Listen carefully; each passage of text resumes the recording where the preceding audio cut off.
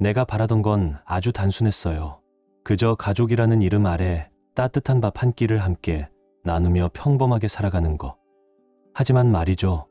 사람이 아무리 마음을 다 바쳐도 절대 혼자만의 희생으로는 지켜낼 수 없는 게 있더라고요.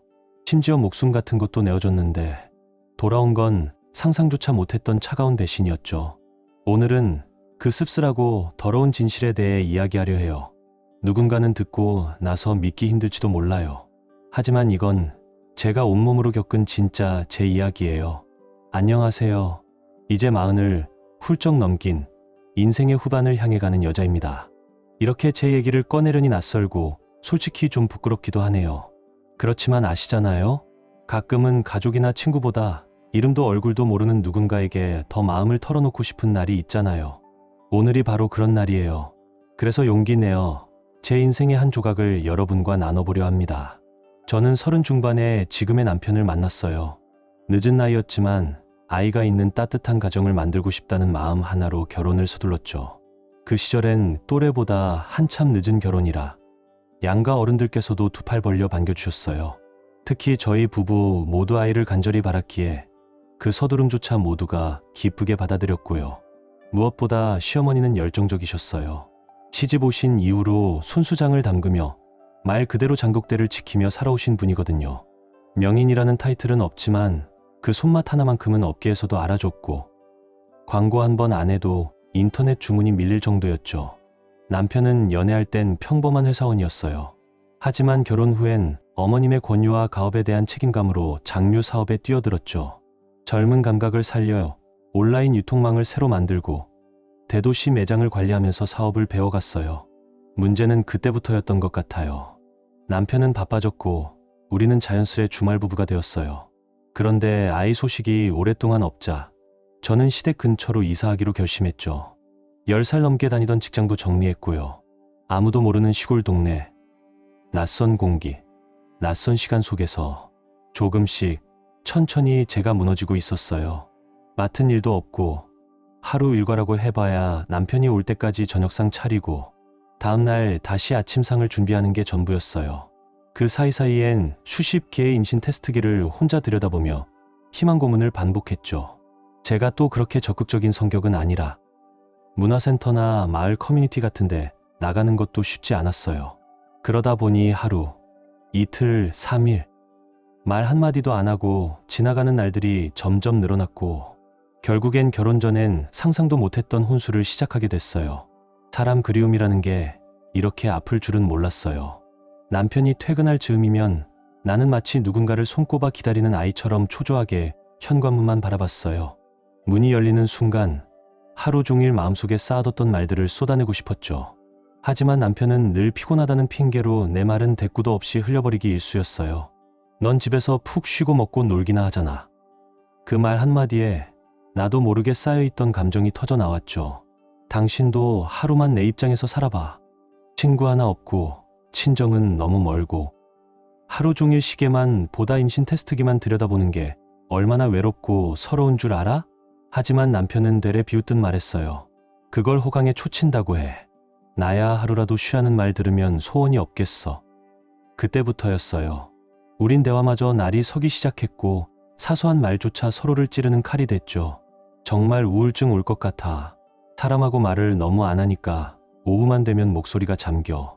그래서 혼자 벽 보고 소리내서 말해보기도 해. 하지만 돌아오는 건 이해가 아니라 무관심이었어요.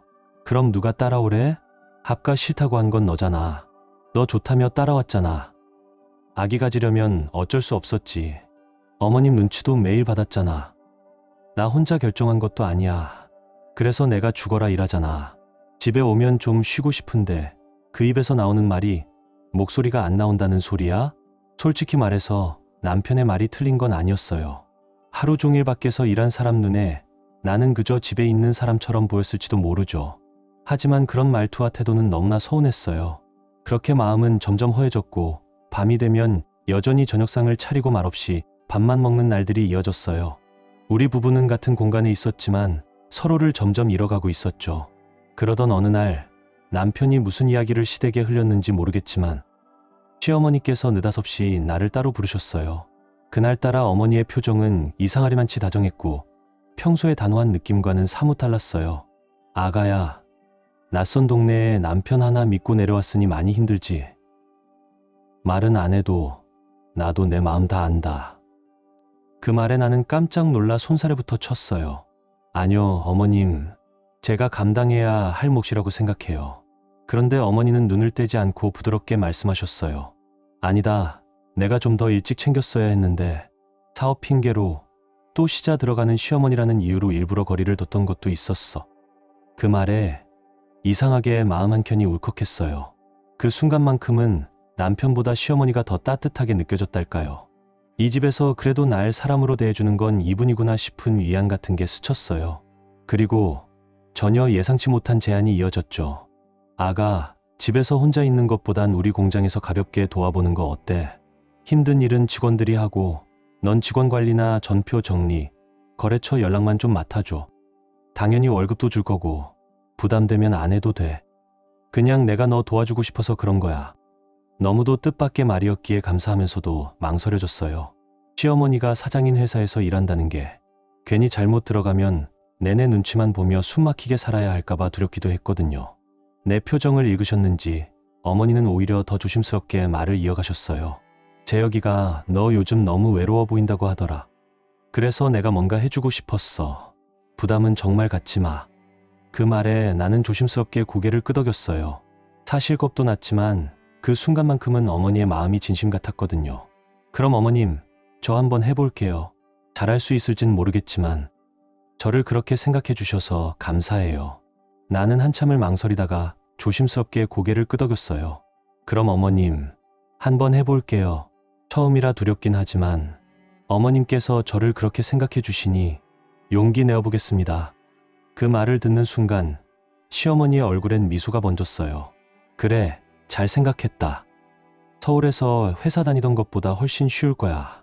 내일부터 하나씩 차근차근 알려줄게. 그리고 혹시 악이 생기면 그땐 그만둬도 돼. 우리 집안대를 잇는 게 더 중요하잖니. 무리하지 말고 천천히 같이 해보자꾸나. 그렇게 해서 나는 매일 반복되던 집안일의 굴레에서 벗어나 출근이라는 걸 하게 되었어요. 오랜만에 바깥 공기를 마시며 나를 기다리는 일이 있다는 것. 그 자체만으로도 마음이 두근거렸죠. 처음엔 모든 게 낯설고 서툴렀어요. 그래도 가족 회사니까 남들보단 조금 더 너그럽게 봐주시겠지. 그런 기대도 살짝 있었죠. 업무 자체는 복잡하진 않았어요. 다만 거래처 사장님들과의 전화통화는 늘 긴장이 되었고 아는 게 없는 분야에서 아는 척하며 일한다는 게 쉽지만은 않았어요. 그래도 잘하고 싶어서 애썼어요. 내가 여기서도 필요하구나. 그런 느낌을 받고 싶었거든요. 하지만 시간이 지나면서 가장 힘들었던 건 따로 있었어요. 바로 항상 내 옆에 그림자처럼 따라붙던 시어머니의 시선이었죠.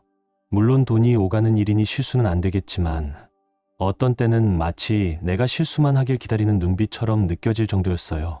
전표를 쓰는 손끝 하나까지 지켜보는 눈길. 자판을 두드리는 속도조차 체크하는 듯한 분위기. 시간이 갈수록 숨이 막혀왔어요. 처음엔 이해하려 했어요. 나는 초보니까, 아직은 배워야 하니까. 하지만 점점 그 눈빛은 감시가 되었고 나는 그 안에서 조금씩 짓눌려 갔어요. 아가, 방금 쓴 거 뭐라고 썼니? 이거요? 윤 사장님 매출 내역이에요. 좀 보자. 이걸 다 보내면 어쩌자는 거야? 지난번 물건 값도 아직 안 들어왔는데 참 덜렁거리긴. 이번 거는 같이 보내신다고 하셨어요. 그걸 믿고 그냥 내보낸 거야? 아휴, 그 계산 느린 머리로 이걸 어쩌니. 반만 보내. 돈 들어오면 나머지 보내고. 알겠지? 그런데요, 이미 시스템에 입력돼서 출고 지시가 나갔을 텐데요. 우린 뭐 땅 파서 장사하니 시댁 장사라고 막 해도 되는 거야? 이런 식으로 마음대로 해버리면 곤란하지. 그 말에 나는 당황해서 고개를 숙였어요. 죄송해요, 어머님. 제가 잘 몰라서 그랬어요. 다음부턴 꼭 더 꼼꼼히 확인할게요. 시어머니의 꾸짖음은 늘 매서웠지만 마지막엔 꼭 한마디 따뜻한 말을 붙이시곤 했어요. 하지만 그 다정함도 돈 앞에서는 쉽게 사라졌죠. 어떤 날은 사람 사정보다 숫자가 더 중요해 보이는 그분의 얼굴에서 차가운 면모가 그대로 드러나기도 했어요. 그리고 나는 그런 공간 속에서 조금씩 무너져 갔어요. 솔직히 말하면 그렇게까지 일에 엄격한 모습을 보며 이런 사람이니까 이만큼 회사를 키웠겠지 싶기도 했어요. 하지만 동시에 하루 종일 그 곁에 붙어서 눈치 보며 일하다 보면 나는 왜 이렇게 작아지는 걸까? 그런 생각만 계속 쌓여갔죠. 그러다 어느 순간 마음속에 이런 바람이 싹 텄어요. 아, 제발 빨리 아기가 생겼으면. 그래서 이 일을 떳떳하게 그만둘 수 있었으면. 아직 석 달도 안 된 신입이 이런 말을 꺼내면 누가 봐도 철없어 보일까봐. 그 말은 꾹 삼켜야 했어요. 그러던 어느 날이었어요. 우연히 시어머니와 남편의 대화를 엿듣게 되었죠. 그 몇 마디가 내 마음을 통째로 무너뜨리기에 충분했어요. 어머니의 목소리가 먼저 들려왔어요. 그 말투엔 짜증과 불만이 가득 묻어났죠. 아니, 젊은 애가 무슨 돌덩어리도 아니고 몇 번을 말해줘도 못 알아들으니 내가 이걸 어떻게 맡기냐? 감도 없고 센스도 없고 에휴, 돌대가리야 정말. 그 말에 남편이 조심스레 대꾸했어요. 엄마, 수연이도 좀 더 지나면 익숙해질 거예요. 하지만 어머니는 멈추지 않았어요. 2달이 넘었는데도 감을 못 잡는 건 그냥 안 되는 거야. 보는 내내 답답해서 체할 지경이라니까.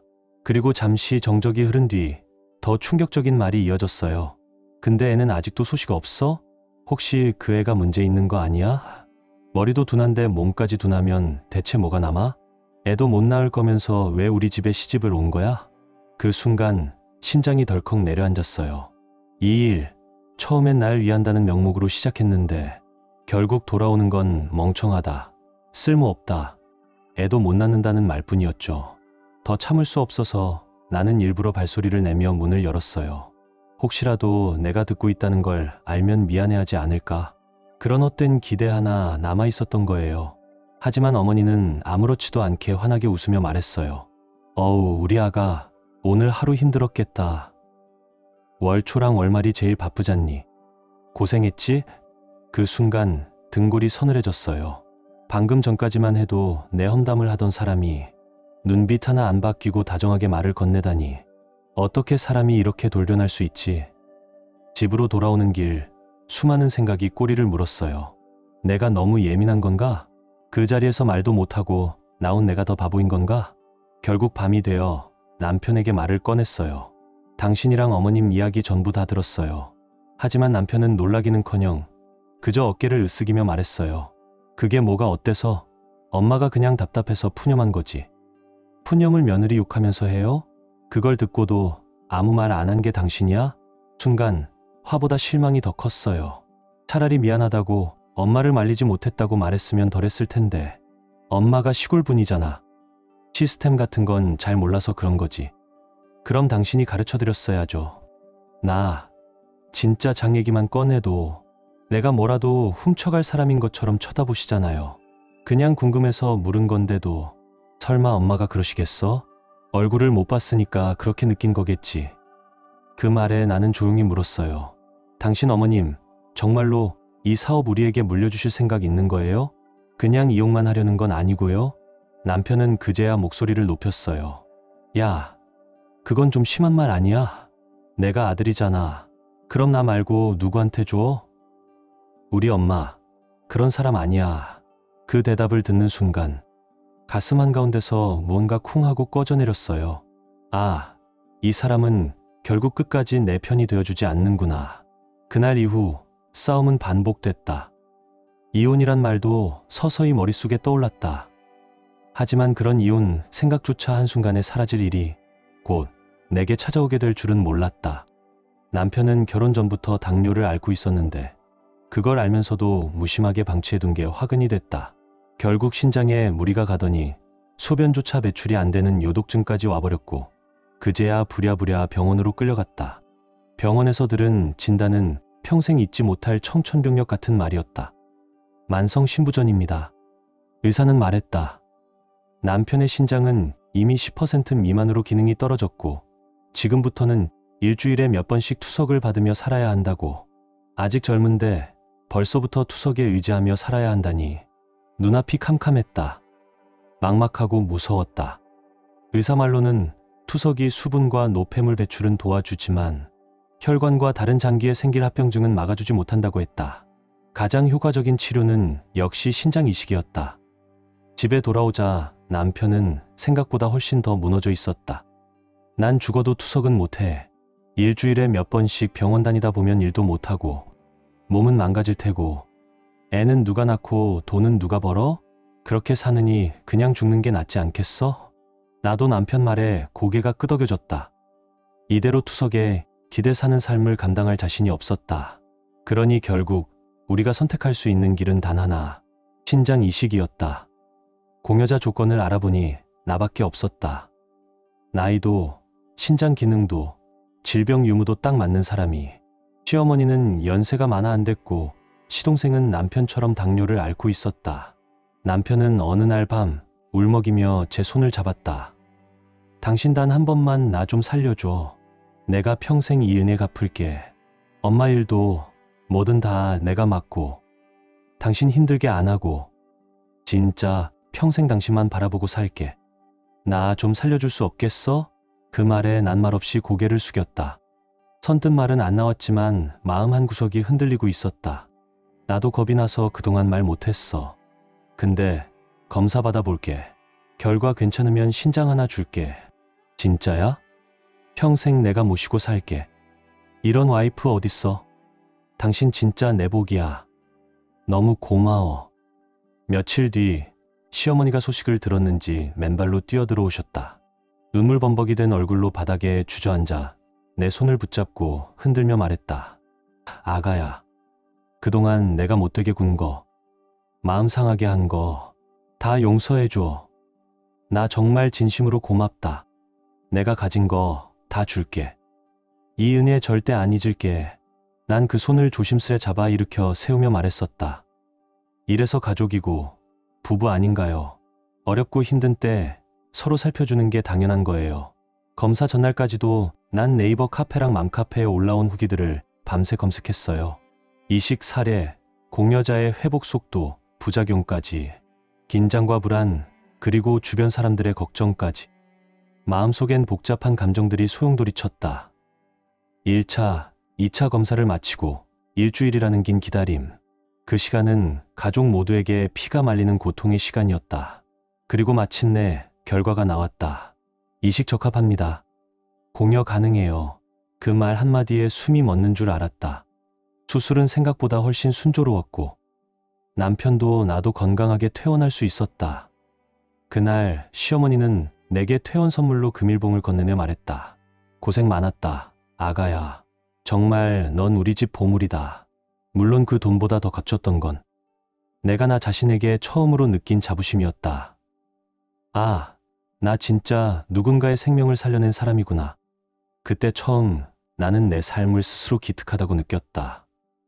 우리 부부가 병원에 입원했을 때부터 퇴원한 뒤까지 시어머니는 거의 24시간 내내 우리 곁에서 손발이 되어 주셨다. 내 짜증도 남편의 날카로운 말투도 꾹 참고 받아내시며 힘든 일도 마다 않고 병수발을 들어주셨다.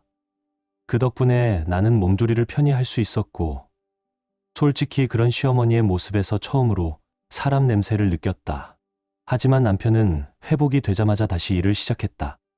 미뤄진 계약들이 쌓였고 해야 할 일들이 넘쳐난다며 몸도 다 회복되지 않은 채 부랴부랴 출근을 강행했다. 나는 아직 더 쉬어야 할 시기 같았지만 그렇게 허겁지겁 떠나는 남편이 안쓰럽기도 했고 한편으론 저런 게 책임감이구나 싶었다. 그러고 한두 달쯤 흘렀을까 남편이 잔뜩 어두운 얼굴로 무슨 말인가를 꺼내려 하기에 나는 불길한 기운부터 느꼈다. 나 다음 주부터 부산 내려가야 될 것 같아. 엄마가 부산에도 매장 하나 더 내기로 했는데 거기 총책임자를 나보고 맡으라고 하셔. 사실 지난주에 결정된 건데 이제서야 말하는 거야. 아마 당분간은 주말에도 못 올 거야. 아니, 그게 말이 돼? 몸 다 회복된 것도 아닌데 당신 혼자 내려가서 어떻게 살려고? 그냥 혼자 원룸 하나 구해서 지낼 거야. 좋은 집 필요 없어. 어차피 잠만 자는 곳이니까. 그럼 나는 여기서 또 혼자서 뭐 하라고? 당신도 없는데. 혼자 있기 싫으면 엄마 공장에 가서 일이나 돕던가. 나도 다 먹고 살려고 하는 거잖아. 그 말에 나는 말문이 막혔다. 이건 통보지 대화가 아니었다. 나는 또 혼자가 되어야 했다. 그 순간 문득 몰래 서울로 올라가 버릴까 하는 생각까지 들었다. 그리고 일주일 뒤 남편은 정말 예고한 것처럼 훌쩍 떠나버렸다. 그리고 그 자리를 시어머니가 조용히 차지하기 시작했다. 그때부터 모든 게 틀어졌다.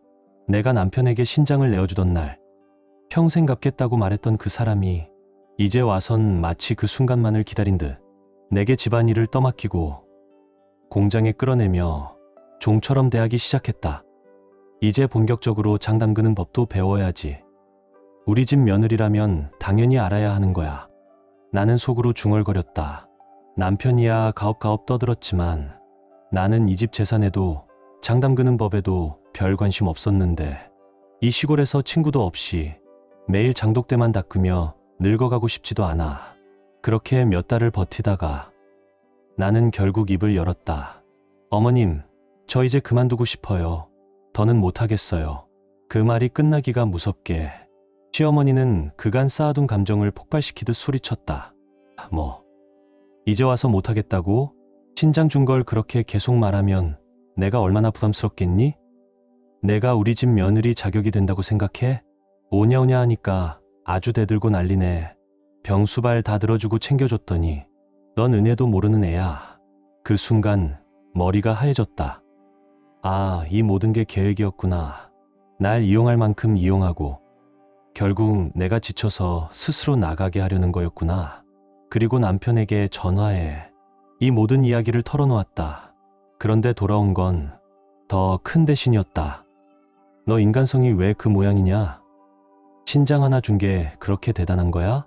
다른 집 여자들은 그것보다 더한 일도 하면서 돈도 벌고 집안일도 다 해. 넌 뭐 그 정도도 못해? 그리고는 한 달 뒤에 올라갈 테니 그때 정리하자는 말을 남겼다. 나는 기다릴 수 없었다.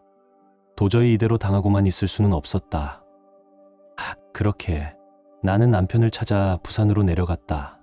남편이 부산에 내려간 지 몇 달이 지나도록 그 흔한 근황 하나 제대로 알려준 적이 없었다. 어디 사는지도 뭘 하며 지내는지도 물으면 늘 얼버무리고 넘어가기 바빴다. 뭔가 수상했다. 이 인간 분명히 뭔가 숨기고 있다. 그래서 나는 결국 직접 부산으로 내려가 보기로 결심했다. 시어머니가 운영한다던 부산 지점을 수소문했지만 정작 그런 가게가 어디에 있는지 그 일을 알고 있는 사람조차 한 명도 없었다. 허탈하고 찜찜한 마음을 안고 다시 집으로 올라온 그날, 남편이 돌아온다는 말에 마음속 깊은 곳 어딘가에선 혹시라도 하는 미련이 남아 있었다. 그런데 남편은 혼자가 아니었다. 그 옆에는 아랫배가 둥글게 부른 임신한 여자 하나가 당당하게 서 있었다. 나 왔어. 엄마, 아들 왔어요.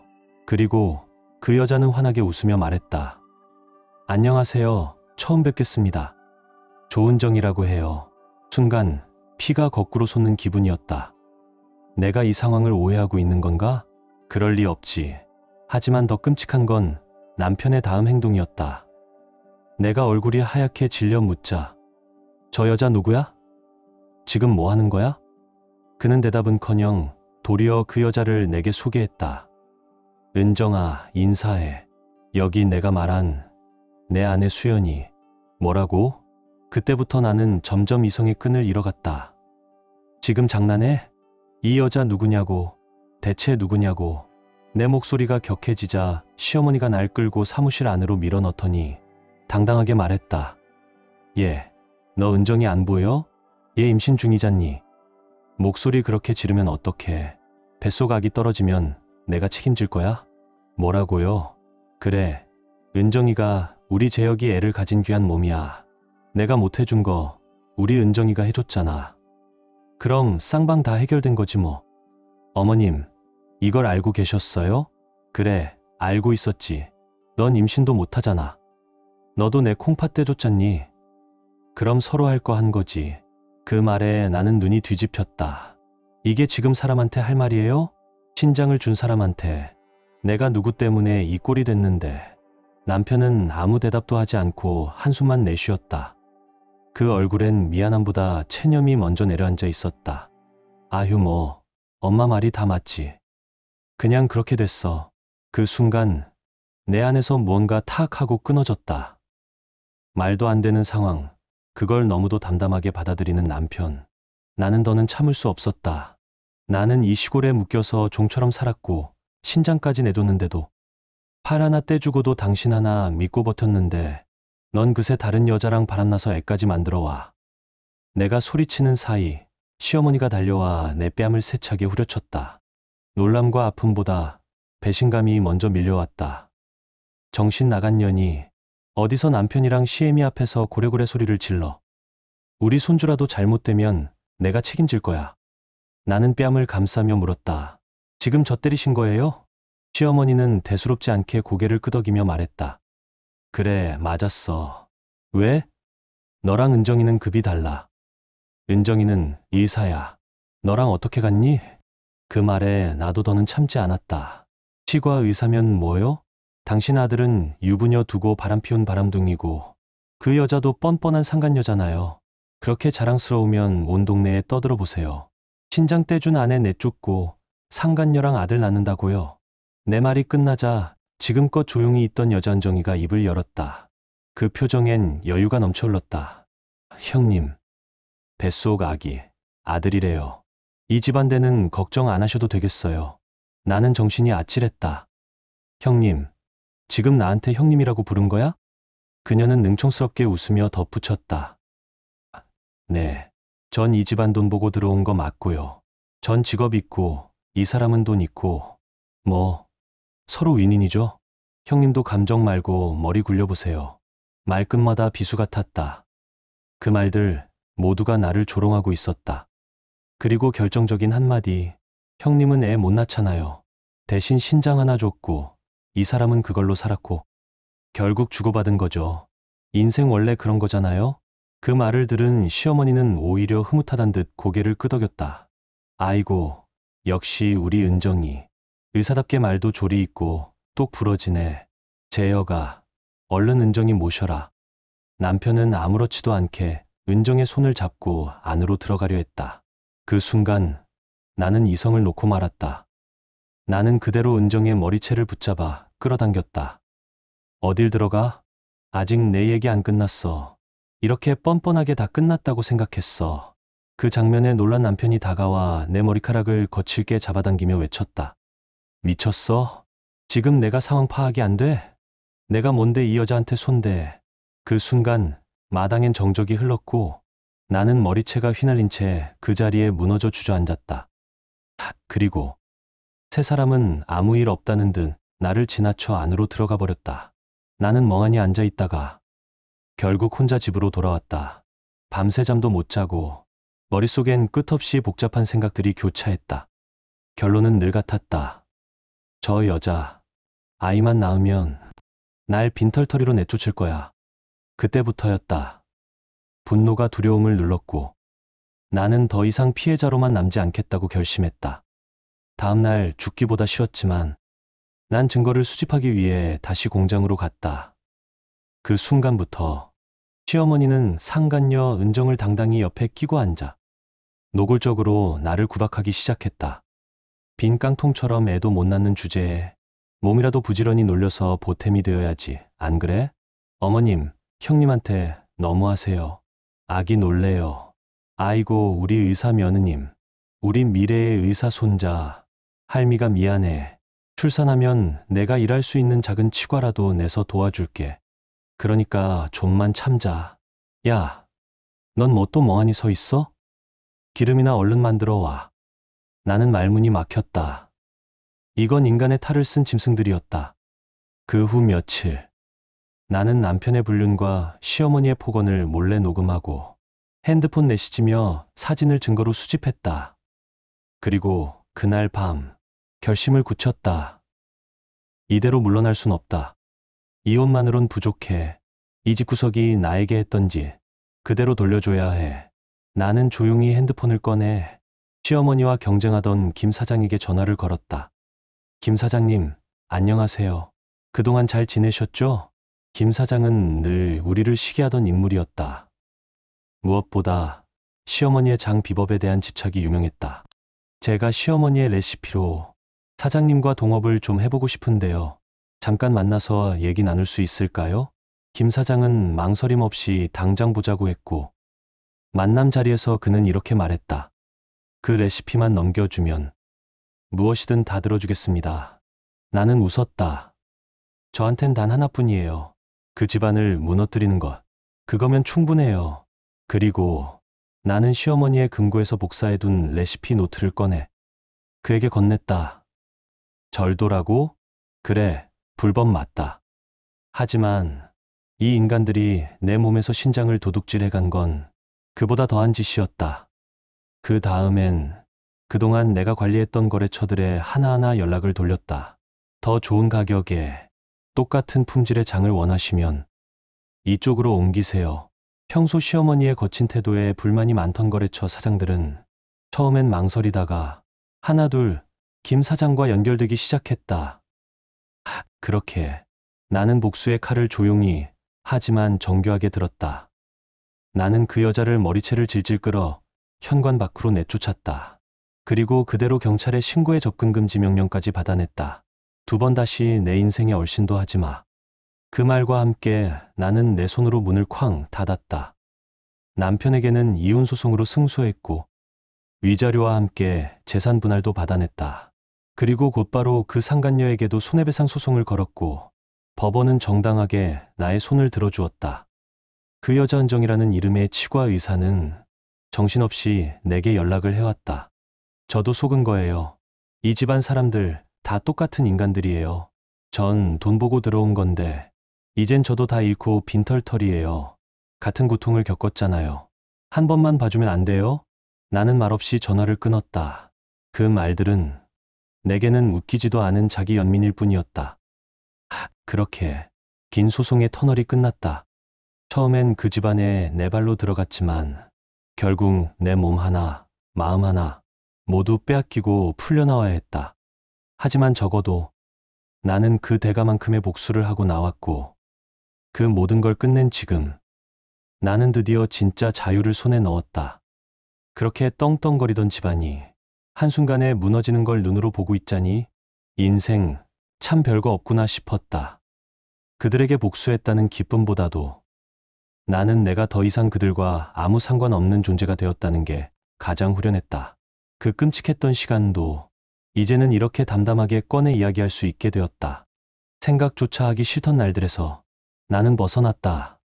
그리고 지금 나는 내가 원하던 일을 하며 조용하고 단단하게 살아가고 있다. 이제야 정말로 내 인생을 살고 있다는 느낌이 든다. 너무나도 행복하다. 내 이야기를 끝까지 들어주신 여러분, 여러분도 지금의 삶 속에서 진짜 나를 찾는 용기 절대 놓지 않으셨으면 좋겠다. 오랜 시간 함께 해주셔서 진심으로 감사합니다. 여기까지 제 긴 이야기를 함께 해주셔서 정말 감사합니다. 죽을 만큼 아팠고 바닥까지 무너졌지만 그 끝에서 결국 저는 저 자신을 다시 찾을 수 있었습니다. 누구보다 치열하게 살았기에 지금이 더 소중해요. 이야기가 마음에 닿았다면 구독과 좋아요로 응원해주세요. 다음 이야기에서 또 만나요.